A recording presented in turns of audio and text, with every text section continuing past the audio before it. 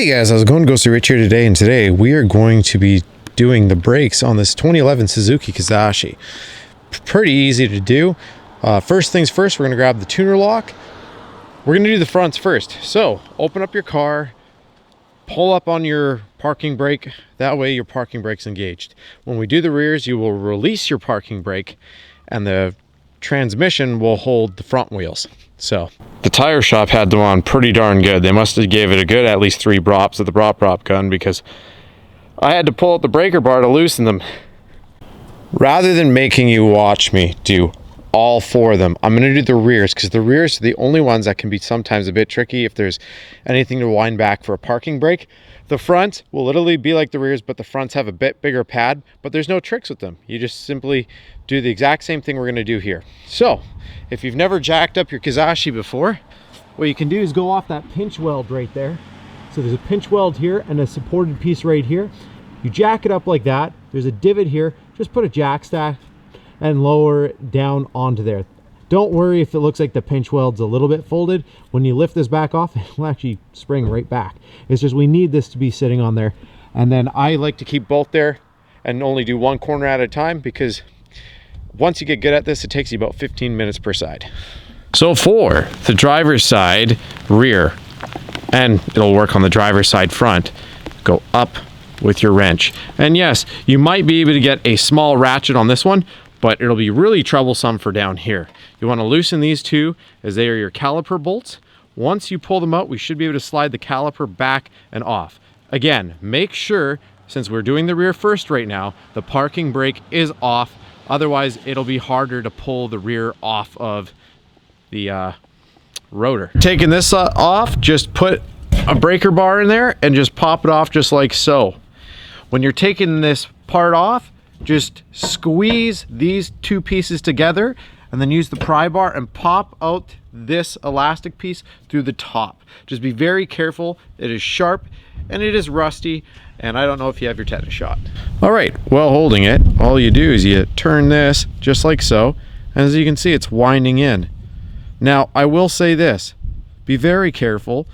Use the biggest flat blade you have, and the first turn, depending on how low your brakes are, it's going to be a little tougher.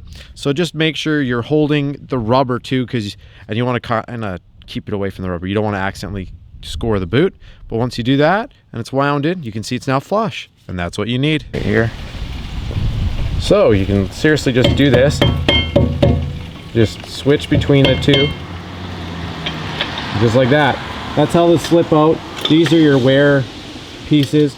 And again, I'll give you the size of the bolts for this. If you're doing your rotors again, all you would do is undo the 2 bolts right here. The bracket comes off, smack it with a rubber mallet. It'll make it loose, take off the rotor, put the new one on.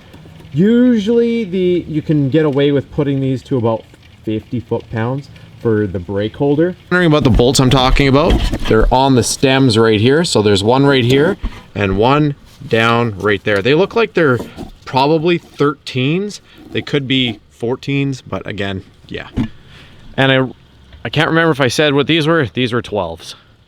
I'm going to show you another thing for pulling these out and lubricating the pins. So for these, you can just simply pop them out. We're going to just make sure they're going to pop. Usually what I'll do is just turn them around, and I might go into the garage and see if I've got a popping thing here and there. Oh yeah, look at this. See how stiff this slider is? So what we're gonna do is, that one wasn't even coming back. We have some brake lube here. What we're gonna do here is pop these jackets back, if they'll let me, and I wanna just throw in some new slider lube. So right here, what I ended up doing is taking this off the pin. What you have to do is kind of squish it all together and put it back in the hole. After you do so, it'll kind of expand out just like that, but actually in the hole. There we go. Almost. I'll show you in 1 sec. There we go. Now give it a couple pulls. Yep, it's on there. It's easier to do that and grease the pin and slide it in after, just like this. Again, I ended up pulling it apart because I wanted to clean it a little bit better in there. I want to make sure this is really lubed up. It was pretty sticky. When we're done, we'll slide this in and we'll roll the lip over this edge on here, and it'll seal back up. It can be a little time consuming, but trust me, it's worth it. If these are nicely lubricated, it helps your braking a lot. Yeah, you could dip it in there, but yeah. Look at that. That's a big chunk. Again, just take some of this, put it on a clean rag, like so. We'll find a clean spot and just lube it up with the rag, just like that. And then we'll just slide it back in, compress it on, and we might just have to try and push that part back just onto the lip, but you'll know when it grips back on there. Again, just be careful with the boot. Just try and lift it over and lock it back in. In your new brakes, you should have a bunch of parts. Pretty easy to line up, but all we want to do is go ahead with a flat blade and just pry the old ones down and this one up, just like that. Now, leave that one there for a second. What we need to do is match them up. So you'll have ones that are for the pads, which I'm just putting off to the side, and then you'll have ones for in there. They look like this. So, pretty easy. Just go like this, line it up, and sink it in. It should simply just sit in here. These ones don't even have that great of holders. What I might do is just squish these together, and hopefully that will, or actually, sorry, separate them a bit. That way they hold a little bit tighter on the opening. And they should just simply go in like that. But yeah, these ones aren't wanting to stay. Anyways, yeah, they're all the same for these ones. We'll pull this one out. These ones definitely held a little nicer. Go ahead, push this down. As you can see, that's how those two are going to sit. We would then grab one of our sets of pads and slip them on. Give me one sec. I need the pads. So right here, this is your hummer, as I like to call it. And I likes to hum for if you're getting low on your pads. So we've got the new one down there. We've got this one here. Now what some people will do, I'll leave this up to you. You don't want any on the pad. Please keep this in mind. But you can put it on a little bit on the back. And that just helps it from sticking and helps it. And then some people do it right here on the sliders a little bit, just so it slides a little easier. But whatever you do, don't get it on the surface of the pad, please. If you do, well, it lubricates your brake and you don't stop as well, which isn't as good, right? So now we'll take another one of these. As we've seen before, this one just sat in there nicely, but for some reason this one doesn't want to. Some people will lubricate that, but I'll leave that up to you. You don't really need to, but you can. Just slide that in there. That is your new pad, all installed. See, make sure you have a cloth ready because you don't want to lubricate your other piece. Anyways, next, grab the next pad. You can go ahead, once again, throw a tiny bit of lube on the back of it. And just do that right there. And then just right there. And just right there. That's it. Slide that on into the great measures right there. And there. If you take a look, our pad needs to go in here, and that is completely put out. So what do? We put this in here. It sits on the piston. You go ahead and you start tightening it, and it'll actually push that piston back in. Again, something to keep in mind. Take both these guys, shrink them up, stick them in, careful for your fingers, and let's go ahead and do that. Now you've got your pad retainer. So now that we've pressed that in, these bend back here and slide this over top of your two pads.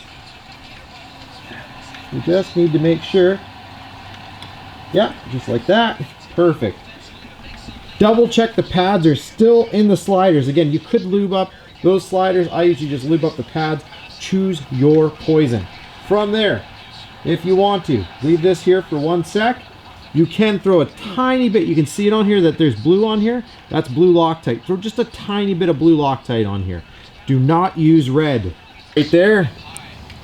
Now that we've got the lube in there, and if you're like, oh, why did you call Loctite lube? Because it is a form of lube. Now, What we need to do is, whatever you do, take the time, line the threads up. They should go in smooth as butter. Any binding, stop. Okay, we've got that one started. I'm going to start the next one. We might need to, I didn't have to when I pulled it out, but we might need to grab ourselves another box wrench to grab the inside right here, because when we go to tighten this, because we've lubricated this, this might try to spin. And if it does, well, we just have to add some resistance. So when you go to put this in, just that much. Literally, you don't want to go too crazy and break the sliders. I didn't actually end up needing to put anything on this end. That should only be used really if for some reason when you go to pull these out, it starts spinning. That back nut there should hold it. And like I said, if you've used a little bit of Loctite, you should be fine. Now that we've gone ahead and done that, if you want to, you can go ahead, go to the next side, and do the exact same thing. I should mention this. The winding part is for the parking brake. The other thing that I showed you there, when we sink it in like that, that was for the fronts. You would tighten it, and then it'll slowly push it in, just like we did when we wound up back the other one. So, reminder, always go star pattern when tightening them. Start them off in 3 phases. I would just get them seated, then you would go ahead and just tighten them up as much as you can, put the wheel on the ground, and then torque them to 80 foot-pounds. Some people might say, no, put them to 100. I'll leave them up to you. Look at how thin that pad got. That was crazy. Anyways, that's how you change the brakes on them. Literally, the front's the exact same. Go ahead and loosen the bolts. And like I said, you just use that tool just as I was showing you. You tighten it, it presses the piston in. So instead of having to wind it in with the screwdriver like you do the rears for the parking brake, yeah, you'll just go ahead and push it in with that. And it'll go just flush. Anyways, thanks again for watching. Please like if it helped you out and subscribe for more.